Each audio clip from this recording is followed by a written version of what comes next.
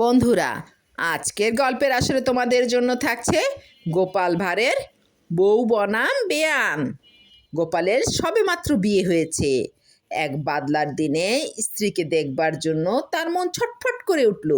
নতুন বউ তখন পিত্রালয়ে, শ্বশুরবাড়িও প্রায় 2 ক্রোশের উপর। গোপাল ওই বাদলাতেই 2 ক্রোশ পথ ভেঙে সন্ধ্যা নাগাদ শ্বশুরবাড়িতে পৌঁছালো। জামাইকে পেয়ে শ্বশুরবাড়িতে খুব ধুমধাম। সেকালে রসিকতার ক্ষেত্রে পাত্রপাত্রী বাজবিচার বড় একটা ছিল না।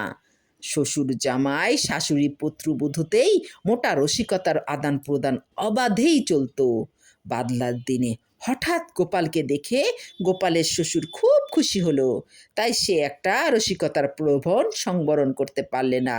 সকলের সামনেই জিজ্ঞাসা করলে, আজকের মতো বাদলায় কি ভালো লাগে বলো দেখি, কে বলতে পারো? যে বলবে তাকে 50 টাকা পুরস্কার দেব। গোপালের শ্বশুরের অবস্থা বেশ ভালোই। গোপাল মুখ ফোড়লোক বলে উঠল, আজকের মতো বাদলায় শ্বশুর বাড়িতে গিয়ে বউয়ের সঙ্গে হাসি আর গল্প করতেই ভালো লাগে। এর চেয়ে আর কি ভালো লাগতে পারে?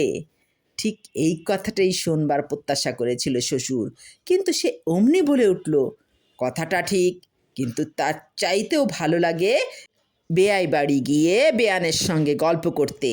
বলো বাবাজি, তোমার চেয়েও এটা আরও বেশ ভালো নয় কি? গোপাল অমনি দাঁড়িয়ে চাদর কাঁধে তুলে বললে, তাই নাকি? তা জানলে তো আমি না এসে বাবাকে পাঠিয়ে দিতাম।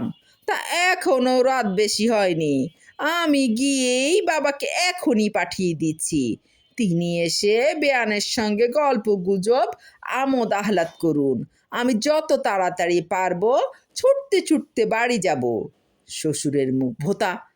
দেতো হাসি বের করে বললে, তোমার এখন বৃষ্টির রাতে যেতে হবে না বাবা, ভিতরে গিয়ে বিশ্রাম করো। গোপাল মুচকি মুচকি হাসতে থাকে। বউয়ের দিকে তাকিয়ে মনের মতো কথার জন্য মন বেশ খুশি।